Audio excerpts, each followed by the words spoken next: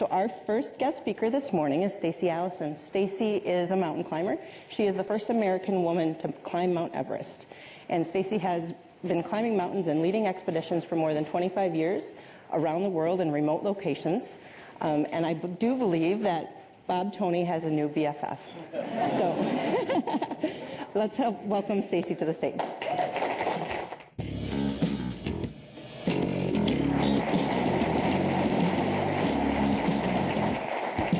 Thank you. All right, so a couple of things before we get started.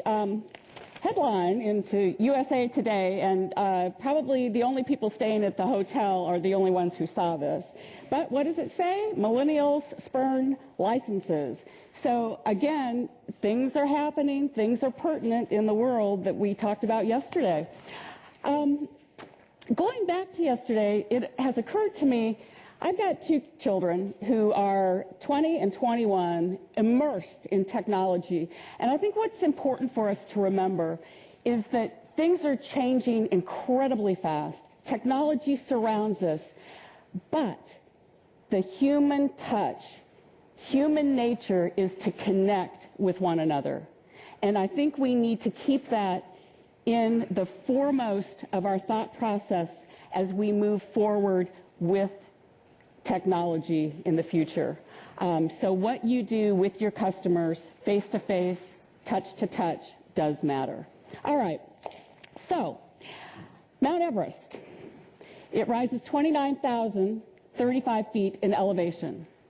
To the Sherpa people who live beneath her shadows, she's known as Sagamartha, Mother Goddess of the world. And for climbers, this represents one of the grandest prizes in mountaineering.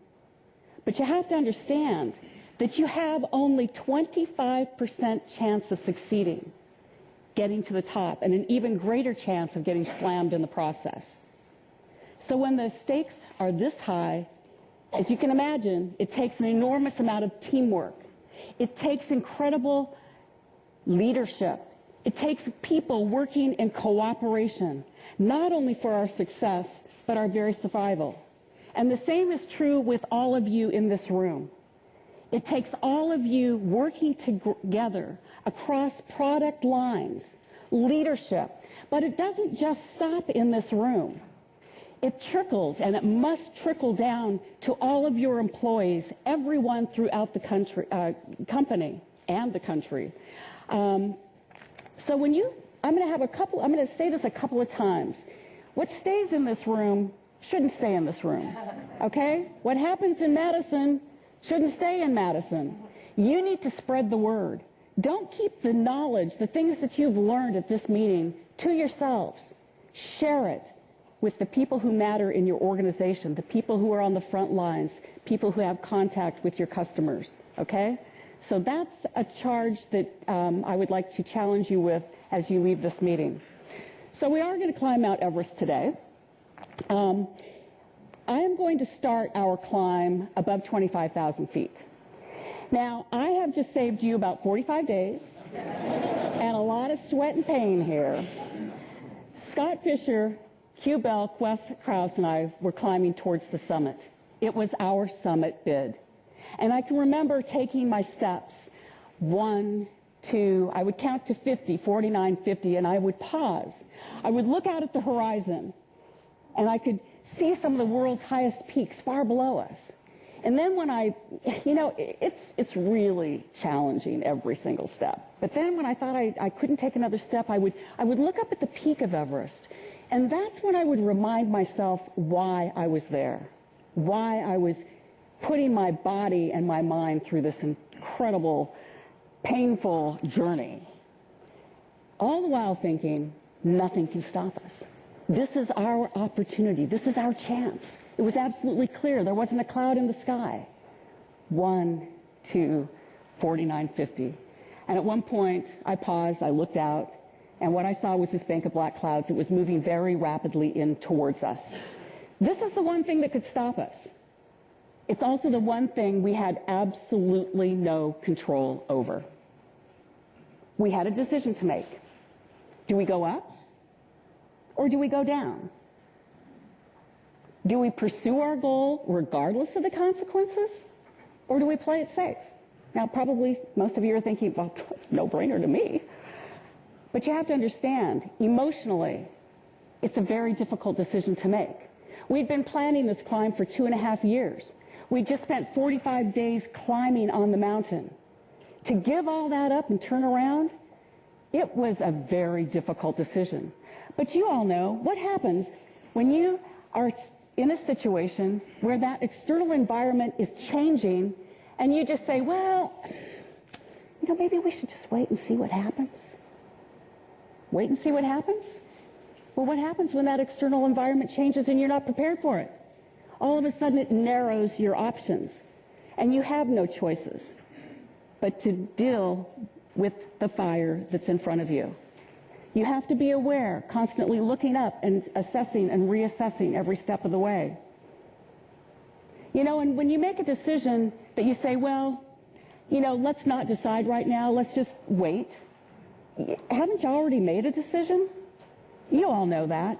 No decision is a decision to do things the way you've always been doing them. Well, reality in the mountains is that we couldn't climb higher and sit out a major storm.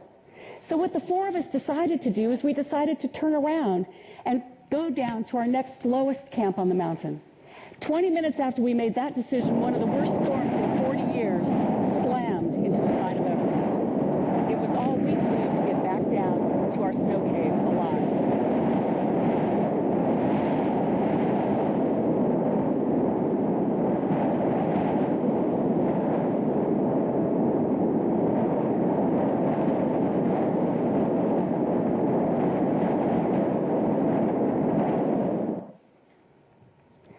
How many of you have ever spent time in a snow cave? Okay, a few of you. So, if you really want to learn about building partnerships, learn about your customers, I want to challenge you to crawl under your desk at work. And if you can make it realistic if you want. Just go outside and gather up some of the snow, drape a sheet over the desk. But crawl under there. And then I want you to invite 3 of your partners to join you. And imagine that you're stuck underneath that desk, not for 1 hour, not for 2 hours, but for 5 days. How would you handle it? What would you do? How would you make decisions? And I guarantee every single woman in this room would want to know just one thing. How do you go to the bathroom? Well, actually, I'm going to tell you how we do that because it's one of the most challenging things we have to deal with as climbers. My teammates and I were stuck in this small snow cave for 5 days. The winds outside were blowing over the mountain over 100 miles an hour. Boo, sounded like a jet engine overhead. Avalanches would tumble down. We could actually feel the vibration inside. Every 15, 20 minutes, we'd have to dig out our entrance to the snow cave just to have enough air to breathe. So obviously, what worked under sunny conditions would no longer apply to this very small space. We had to come up with a new system. Now, our system was not complex, but it did require an entirely new set of skills. What we decided to do is we decided to turn our backs and give that person privacy. We had one rule only, and that was no laughing, and then applauding was optional. Now, we all agreed to this new system. We all agreed to it. Very simple. However, on that first day, when we crawled back into our snow cave, Scott Fisher said, and by the way, Scott Fisher was a pretty macho guy, 6'2", 190 pounds. He said, I'm not going to poop. Fine. Second day rolled around. He cleared his throat and he said, I'm not going to poop. And I'll tell you what, I don't know if this is just a guy thing, but I don't know why he had to announce it to all of us. Third day, we started taking bets. And you'll probably all be relieved to know on that 4th day we had a good applaud.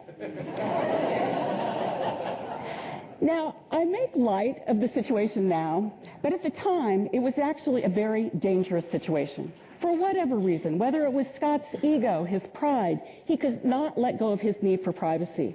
He was making himself sick. But you have to understand that his decision was not just a personal decision that affected only him. I am amazed by how we all make decisions.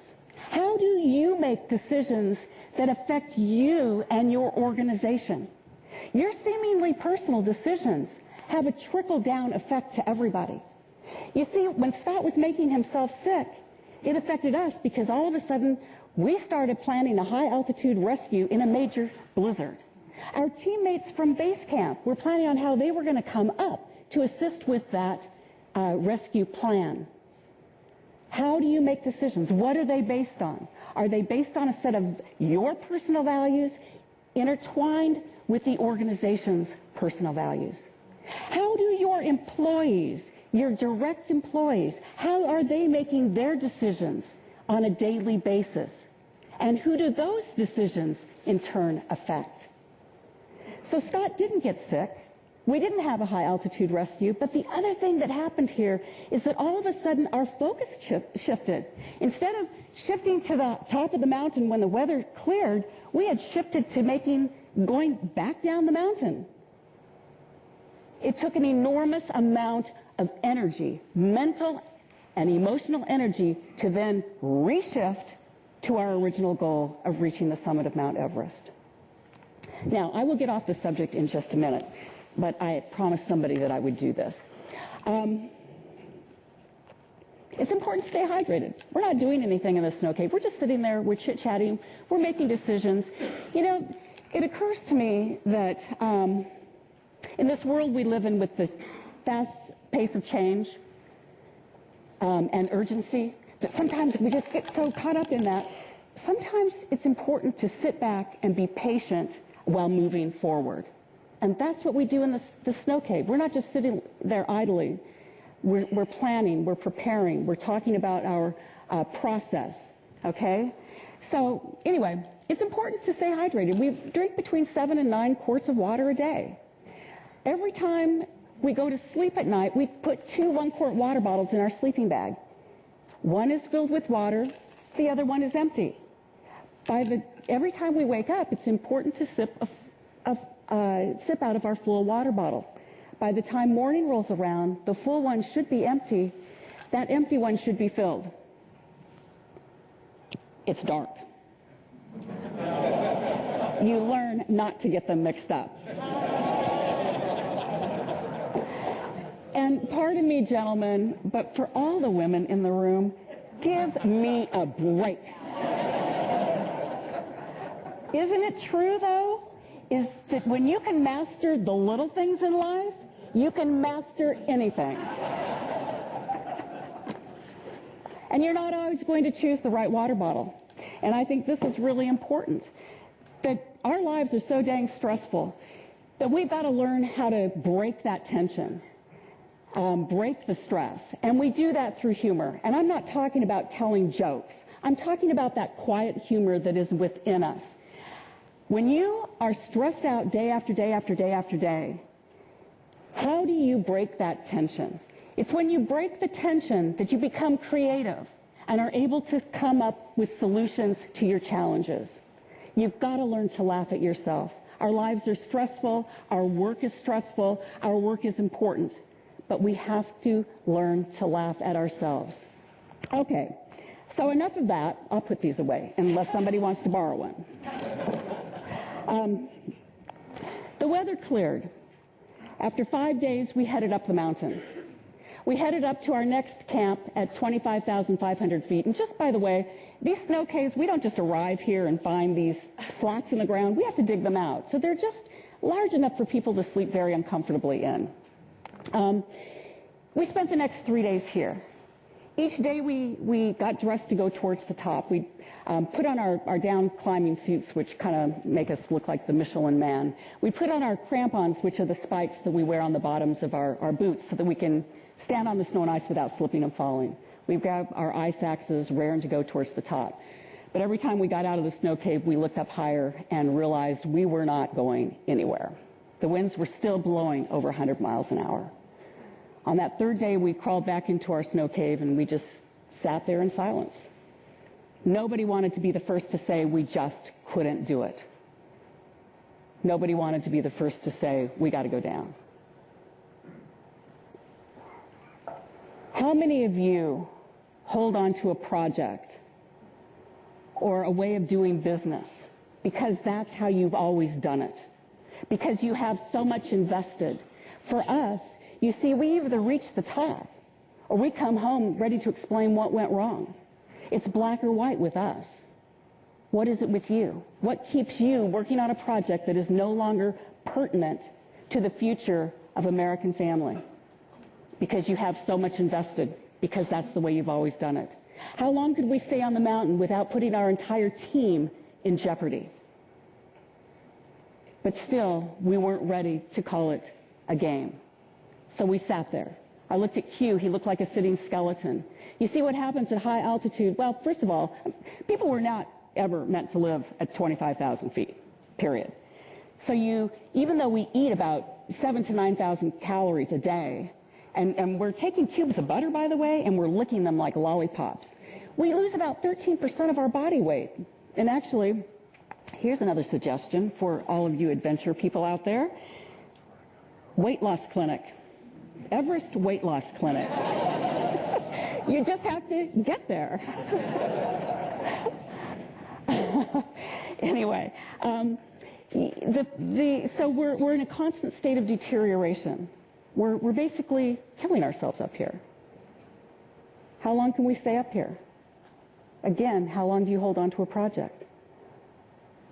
Finally, Q said, if I don't go down now, I won't make it down. He had just spoke what I certainly didn't have the courage to speak. We had to go down. We did not reach the top of Mount Everest that year. It takes strength and courage to climb a mountain. It takes strength, courage, and wisdom to turn around. Strength, what I mean by that is the ability to constantly look up, to assess and reassess objectively and honestly. Not putting your own reality or spin on the situation, but what is real? What is really happening out there? Courage. Courage to change when what we do no longer serves our purpose. And wisdom, what that simply is taking the learnings, both from our failures and our successes, taking those learnings and turning that learning into knowledge so that we can move forward with our objectives. And as I said, we did not make it to the top, but you all know what failure. I mean, let's talk just a moment about failure. Failure is important. If you're not failing, you're not innovating, as far as I'm concerned. Failure, it's an opportunity to learn, right? Failure is only temporary. It allows us to reflect and learn from that experience. It's when we give up, that's what makes failure permanent. Because when we give up, we don't learn and we never go back. We failed, but we were not giving up. And I want to share with you just a couple of things that were reinforced from this climb for me personally. First of all, I would love to be able to stand up here and talk to you about teamwork on this expedition, but I can't do that. Well, I can, but I am not proud of myself and how I acted on this climb. You see, 3 months before we left on the mountain, I went through a terrible divorce. And I thought to myself, if I am the first American woman to climb this mountain, I'm going to show the world I am somebody. And I am going to show my ex-husband I am someone. So you all know what I'm talking about. What happens when you put your personal goals ahead of the organizational goals? It doesn't work. It never works. It backfires. Every step of the way, I knew where I was in relationship to every single member of my team on the climb. I didn't care how I get there. I didn't care who I stepped on. I had to be first because I wanted it and I needed it, and that was the way it was going to be. So when I failed on this climb, pretty much I came back the same Stacy Allison I was before. Failure gives us an opportunity, as I said, to reflect, to look at ourselves face to face, okay?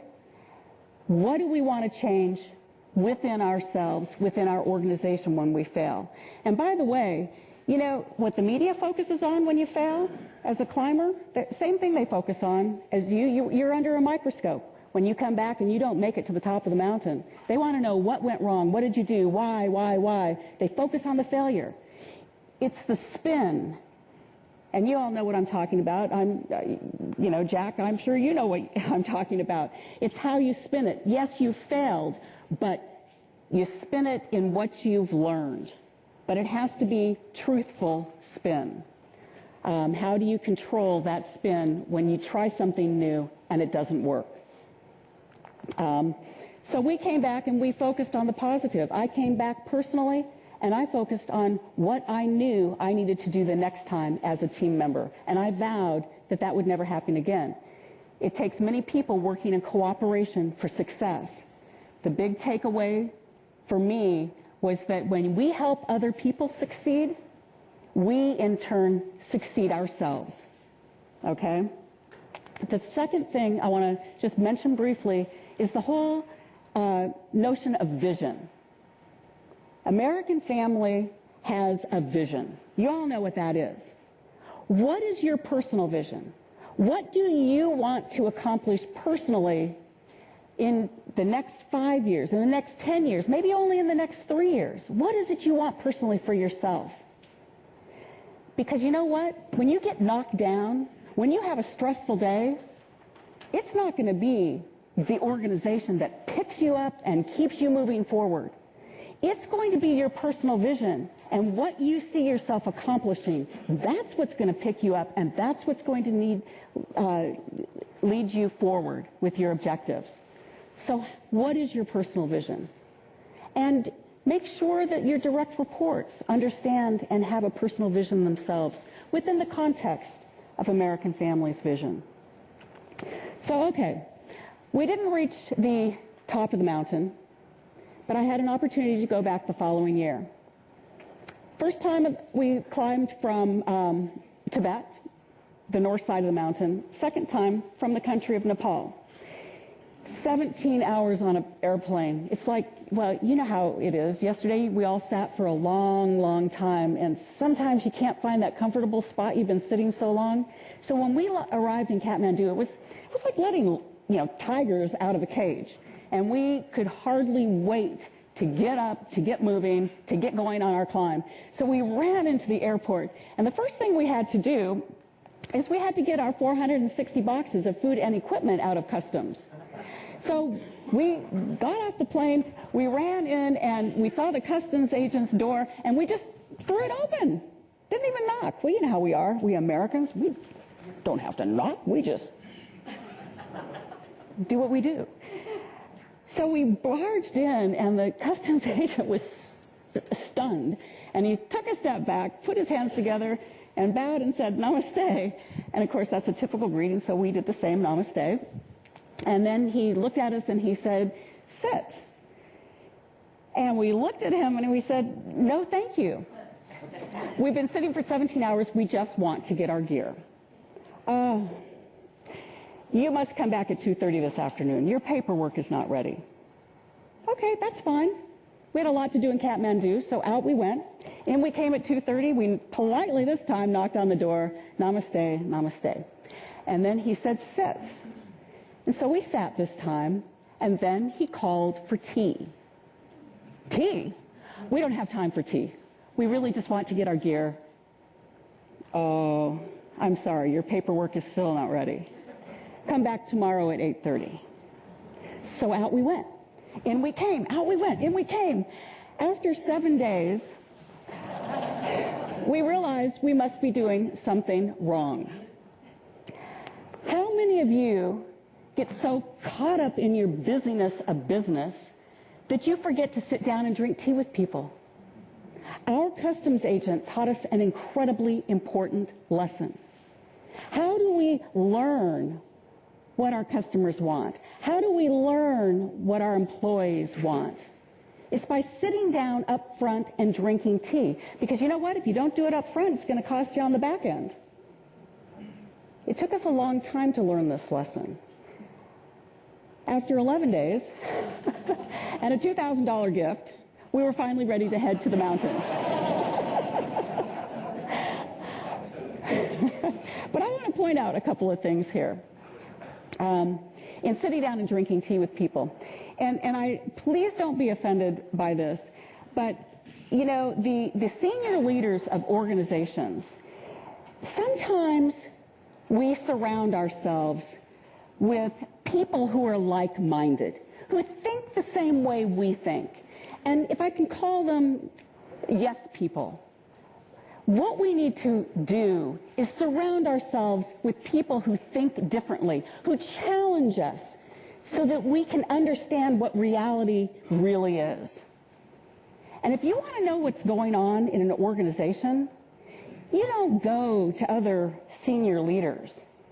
Who do you go to? You go to the frontline people, because guess what? The frontline people, they're not going to spin it. They're going to give you the reality, and they're going to give you the truth. And please do not be offended by that, but it's something for you to think about. And I own a construction company. I get this. I get this.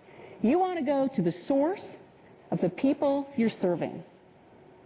What is it that they need? How are you serving their needs? Okay? And like I said, it was an incredible lesson that we learned from our customs agent. And then we were ready to head to the base of Mount Everest. We did not fly to the base of Mount Everest. You can do that nowadays, but this was back in 1988, so we had to walk there. We walked 125 miles through blood-sucking, leech-infested forests. Now, I'm from Oregon. We don't have leeches, and I don't know how many of you have leeches in where you live, but they're anywhere between 1/4 of an inch to 2 inches long, and they hang off the leaves alongside the trail, and they have very sticky skin, and they move back and forth like this, if you can see my finger.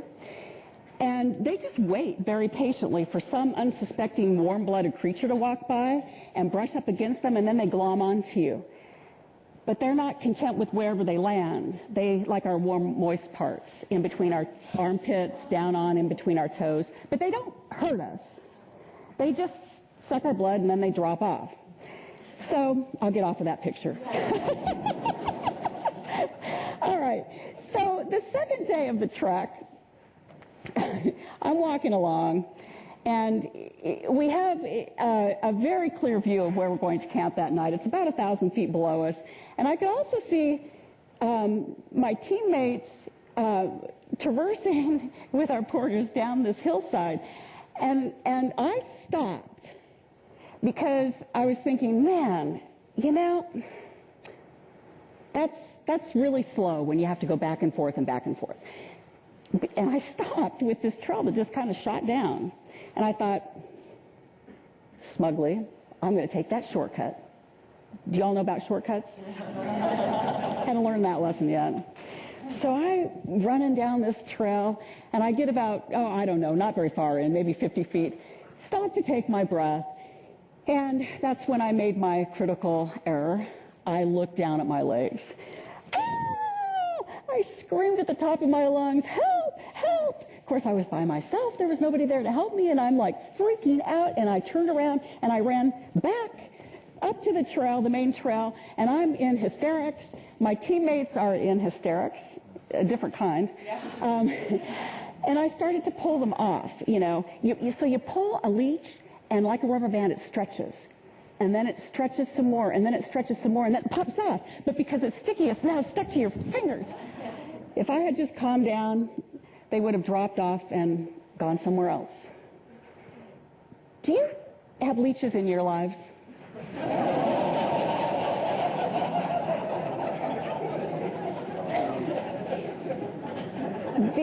are the people and the things that can suck you dry sometimes without you knowing it. Negative people, I don't know about you, but you know, and I'm sure you've heard this. Have you ever had a conversation with somebody, and after that conversation you said, man, I gotta go take a nap? They've just sucked your energy. So negative people are leeches, and they're all around. They're everywhere in our lives. But it's not the leeches, the negative people, that are the issue. It's how we act and react to them. And this is why it is critical that you have a personal vision, a through line of what you want to accomplish and achieve. It's when you have that through line and you are pinpoint focused on that through line that you can navigate the leeches in your lives. What is your through line? What is your vision? And you, of course, got to believe in it. But I also happen to believe the biggest leech in our lives is ourselves. Self-doubt will suck us dry, energy, mental energy, faster than anything else. Do any of you ever doubt yourself? I do, all the time. And this is why it's critical for each and every one of us, especially when you're in a high-powered job, to find your support system. Who is your support system? Your friends, your family, your colleagues. Who supports you? And likewise, who do you support? Okay? After 21 days, we finally arrived at the base of Mount Everest.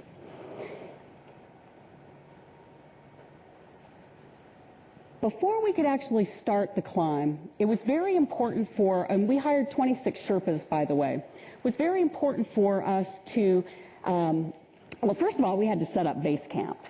And I should mention that base camp is like corporate headquarters. It's a place we could go if a storm moves in on the mountain. We can always come back down to the safety of base camp. It's an incredibly eerie place. It's on a glacier that creaks and moans as it moves downward. Avalanches. Every 15 or 20 minutes, we'd hear an explosion, boom, like a bomb going off, boo, a tumbling down of an avalanche. Avalanches occur so often that after a while you don't even pay attention to them. So we hired 26 Sherpas. Sherpa is an ethnic group within the country of Nepal. They are Buddhist in religion, to help us move our equipment up the mountain. Our Sherpas are all Buddhist in religion. They wanted, the most important thing you can do in their culture is to have a puja, or a blessing ceremony, Buddhist blessing ceremony, before you begin a climb. So we hung 100 meters of prayer flags. We built an altar. We gave offerings to the gods. During the ceremony, our Sherpas chant for about 2.5 hours. And after, at one point, we were instructed to throw sampa, which is barley flour, into the air, and then to smear it on our face and our hair. White hair means long life. Now, I am not Buddhist in religion, but this was it signified a very important point for our Sherpas and for the Americans who would be climbing shoulder to shoulder on the mountain. First of all, it was an incredible way for our Sherpas to communicate something that was very important to them, because they invited us to participate. It began to build the bonds of trust and respect that we would need on the mountain. And if you think about all of you getting together in this room, you come together to build the bonds of trust and respect, to look at your future vision of where you want to go, where you want to be. You come together to connect. And another thing is that when we come together as a group, it makes us feel like we belong to something special. And I'm sure that you all feel that very same thing when you get together. If you look around this room, it's a pretty incredible room filled with incredible people. You all are. And you do belong to something special. And that's how we feel when we have the opportunity to come together at base camp around a ceremony like this. Trust, communication, connection, and looking at our ultimate objective.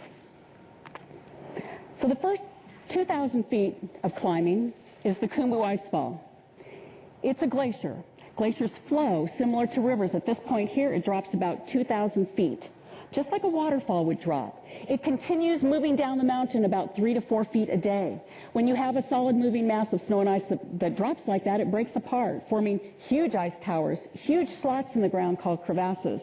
And I'll point this out. See these black dots up there? Those are actually people, so that gives you some idea of the scale here. There's no way around the Khumbu Icefall. We have to go directly through it. We cannot sit down at base camp and look at the icefall and map out our route. It is an unknown. We have a general direction of where we want to go. It is not a perfect thing. It is an unknown. We are having to make decisions just like all of you with this air of uncertainty that surrounds us. But we have to make decisions and we have to move forward in order to reach our goal. So we have to get into the icefall. We have to get into the icefall, and it's almost like making decisions with an open mind, with doubt, if you will. Okay, so we get into the icefall, we start working in the icefall, figuring out where our route is going to go, but we have to be able to change in an instant. If it doesn't go this way, then we've got to be able to back up and try something else. And that's really what an organization who is nimble, who is agile, can do, is to make decisions with open minds, with doubt, and then when that doesn't work, we need to be able to change almost instantly. And, well, okay, I'll just leave it at that. So, when I'm talking about fixing the route, setting the route up, we brought about 2 miles of safety line with us. We would hook the rope into the snow and ice, then clip ourselves into it so if we should slip and fall, that rope is going to catch us. We also brought 8-foot-long aluminum ladders with us. We would link those ladder sections together and then hoist them over the crevasses so that we can then walk safely across them. And by the way, these are OSHA approved. And you wonder why I can't get insurance.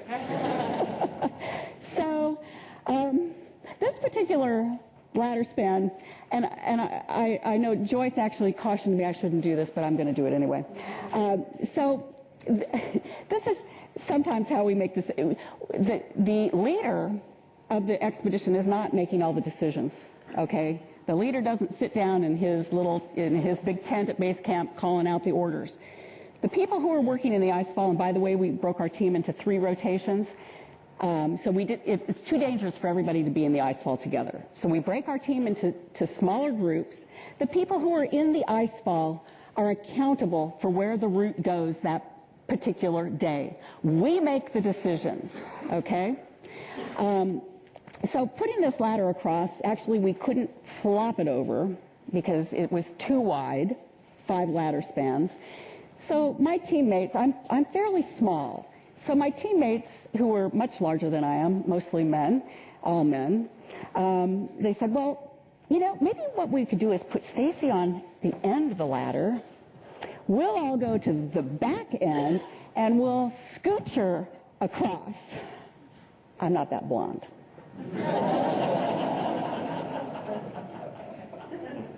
What we did is we crawled down into the crevasse, climbed out the other side, and then pulled the ladder sections over. So let's digress again. I guess I should get on this side if I'm going to do this. Or actually, I'm sorry, I'm backwards. I want you to pretend like we're going to cross this ladder section together. So we set up the ladders, this ladder, and the other benefit of being small is that, guess what? You always get to go first. Okay, so it's my turn. I get to go first. And I'm looking up at the right side of me at a 10-ton ice block. Imagine that it's your competition just waiting for you to get on that ladder so they can shake loose in the ice fall as it moves and just squish you. Okay, so I'm thinking that, oh my God, I hope that doesn't fall. I hope that, okay, I can do this, I can do this, I hope that doesn't fall. Yeah, I'm not saying this out loud. This is what's going through my head. It's just like, I've got to stop doing that too, all that self-talk. So I'm taking my first steps, and I'm going, and then I tripped, and I caught myself, but my heart is pounding away. I tripped on the ladder rung with my crampons. Okay, so now my heart's pounding away, and I'm thinking, okay, just focus, just focus. got my balance back. I'm walking, and then I don't know what it is about human nature and why we are drawn to do the things we know we shouldn't do. And my eyes were drawn down 75 feet to the bottom of the crevasse. I'm thinking, okay, just, okay. A few more steps, and guess what? The ladder started to go like this. And now I'm out in the middle of this thing, and I'm bouncing, and I'm thinking, Men don't do that. They go, Anyway. So I'm thinking, sorry. I'm thinking, I don't have to do this. I do not have to do this. I'm going to turn around. I'm going to turn around. I don't have to do this. So I turn around. My teammates were waiting very patiently for me. When I turned around, though, I turned around and I shot them that smile of confidence. Because as leaders, don't you have to fake it sometimes? And I turned back and I thought, oh my gosh, I can't turn around. I can't turn around. It was very clear to me in the middle of that ladder span that they could not do their job until I had done mine. And there was no way that I was going to be letting my teammates down at this point. And quite frankly, I don't know how I made it to the end of that ladder span, but when I did, I collapsed. Been on a lot of mountains throughout the world, and crossing these ladders is incredibly scary. Every time we have a situation, and you all know this, every time you go through a stress or a change or a risk, it's time to ante up, right? If you don't see yourself reaching the top of Mount Everest, you're not going to take the risk of going through this ice fall and crossing those ladders. When do you ante up? And each of you has that opportunity every single day. Is it worth it? Do you believe in reaching the top? Do you believe in reaching your objectives? Because if you don't, you may want to think about that and move on. Okay? But the other thing about crossing these ladders is that, you got to know the big picture. All of you have got to know the big picture. But it's not just you in this room. Every single employee in the organization, American Family, needs to know the ultimate vision of where you're headed. They need to know the big picture. But you all know that execution does not take place in the big picture. It's too full of distractions. Too many things going on. You need to focus down after knowing the big picture to the small picture, each ladder rung as it comes in front of you. When you get to the end of the ladder, you can look up again at the big picture. But we all need to know how those small steps fit in to that big picture so that we feel relevant and purposeful in our jobs. And you know what? After a while, you start walking across these ladders. You do a little pirouette, and you just keep going. If it were only so simple. So I put this video in to just kind of make another point, reinforce another point of how important it is for each and every one of us to trust the people we're working with and to treat everyone we work with respect. And I want to be real clear that when we go on these climbing expeditions and within organizations, you're not always going to respect everyone you work with. However, it is critical for the health of the organization that you treat everyone with respect. To know that your teammates are all doing what they're supposed to be doing. We don't have time on a climbing expedition to go through and climb these ladders and make sure every single anchor is in place and placed properly. We trust that our teammates have done that. When we trust that people are doing their job, when we know people are doing their job, it frees us up to do our own jobs. 7 days we were climbing in the ice fall, putting up our ropes and our ladders. We were making really great headway. On that 7th day, Don Goodman came back down to base camp, and he said, we've got to move our route. And first of all, it seemed like it was just a kind of I don't even know the word to use. It's just something that just came out. And we didn't pay much attention to it. And then Don said, I really think we need to move our route. And we were about ready to have dinner at this time, and so we decided, well, let's talk about it. Because in our climbing expeditions, decisions are made, if they can be, through consensus, through just open discussion. People get to voice, even if it's contrary to what everybody else thinks. It's important that people's voices are heard.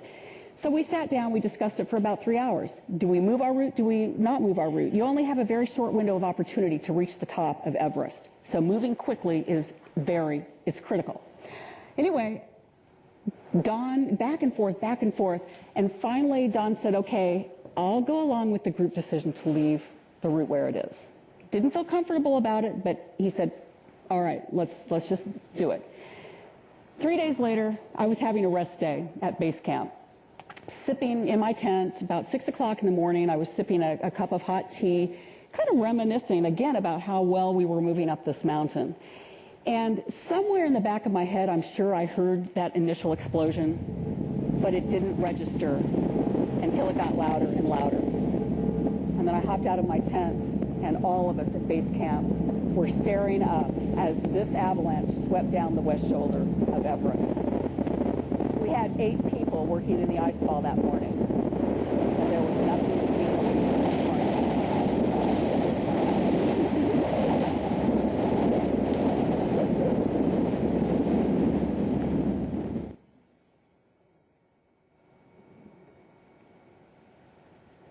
And then it was just silent. About 10 minutes later, Don Goodman called down from the icefall, and he said, we are alive. We need help getting down. Don and one of our Sherpas were swept 30 feet into a crevasse. They were pretty beat up. Don broke his finger. Of course, I couldn't help but thinking when they were safely at base camp, that was one way to prove a point. The reason I tell this story is for how Don handled it. What happens within American family if something doesn't go right?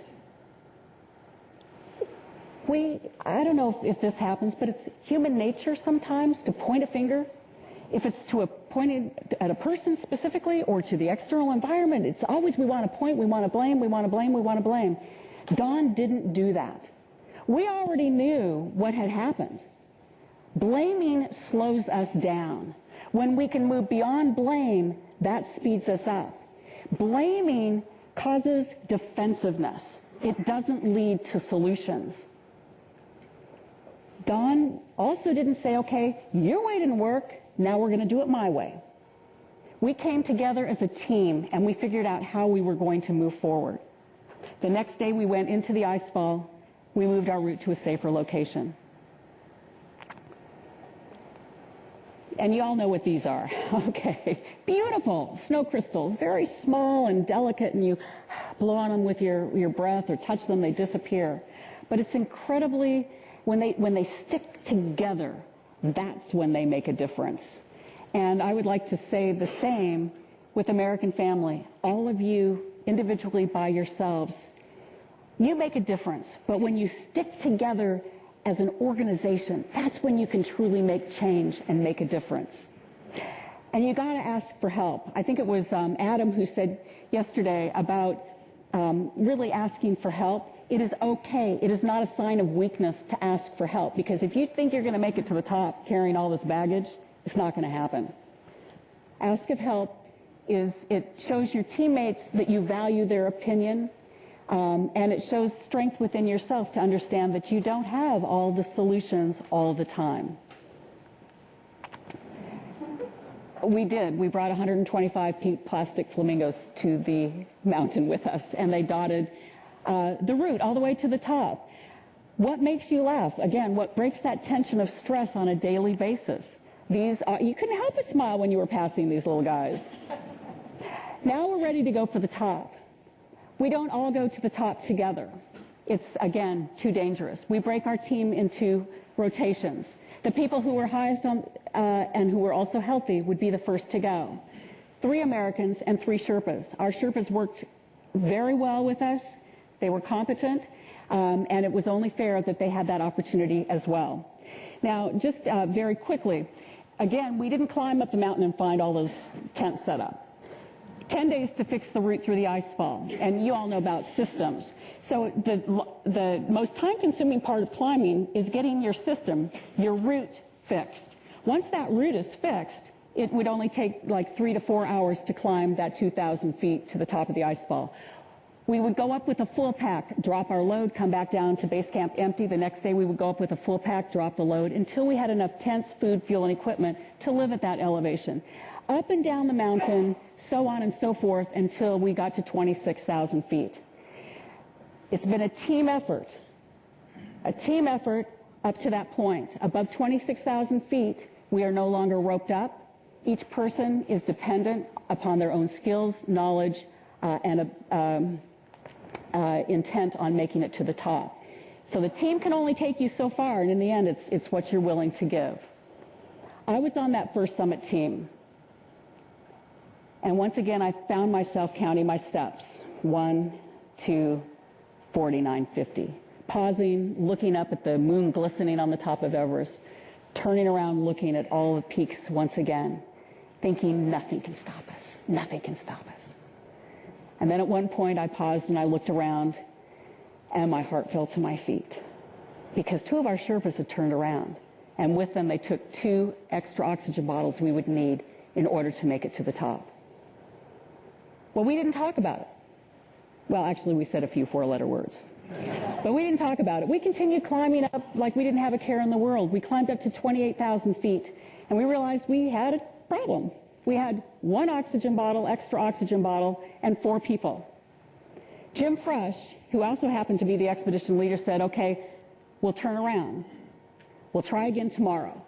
And Steve and I looked at one another. We said, no way. We've got 1 bottle. Someone has to try. And so Jim said, all right, we'll choose. And my heart was thumping away like this because he was looking directly at me, and the only thing I could think to say was, let's draw straws. So we had the world's highest lottery up there. And I know that you all, I know you're very smart people, and I know that you are probably thinking, okay, you have no strategy to deal with this situation? You're going to draw straws? What's that all about? Isn't it true that when you make decisions, we would all like to be able to say, oh, I made this decision and based on analysis of this and that and very well thought out. But what happens if you have to make a decision and your decision, the pros and the cons are of equal value, equal weight? Sometimes it's a crapshoot, right? Okay. Any one of us could have made it to the top. And quite frankly, I did not want to be chosen because I was a woman. I wanted to earn that right to be standing on the top of the mountain. So Pasang, our remaining Sherpa, he held the determining number. Steve chose 8, I chose 4, and Jim chose 6. The winning number was 3. I was closest, and I got that oxygen bottle. I looked up to the peak of Everest, and then I turned around to look at my teammates. All 3 of them had a decision to make. Do they continue up to the top of the mountain, again, regardless of the consequences? Or do they turn around? Steve and Jim decided it was not worth the risk to them. And Pasang decided it was. And I have come to believe that no matter what our goals are in this life, it boils down to what we're willing to risk. And I'm not talking about physical risk. I'm talking about risk in time and energy and resources. I'm talking about risking your reputation for what you believe. I'm talking about the emotional risk. What are you willing to risk to achieve your goals, to achieve your dreams? And you know what? Sometimes we have to walk away from everything that has meant security to us in order to reach those dreams. And it's then that we have to reach deep down inside for what is the truth for us. We said our goodbyes. Pasang and I headed up. This point here, the wind started to gust so hard it blew my hat off my head. Watched it hover and then watched it drop 8,000 feet. Didn't go after it. But I hesitated. And I looked up at the top, and it was almost like a magnet just pulling me towards it.